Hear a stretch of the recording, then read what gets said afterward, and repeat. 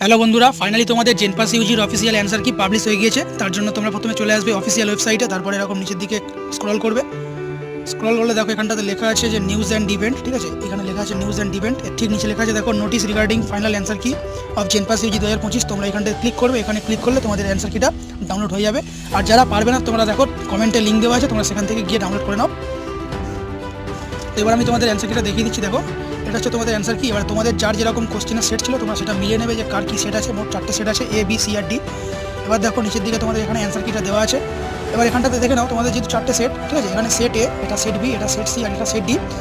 তো তোমাদের দেখো এখানে এই যে কলাম বাই কলাম, এখানে এগুলো হচ্ছে কোশ্চেনের নাম্বার, ঠিক আছে। এটা হচ্ছে সেট বি, এটা সেট সি আর এটা সেট ডি। এগুলো হচ্ছে কোশ্চেনের নাম্বার।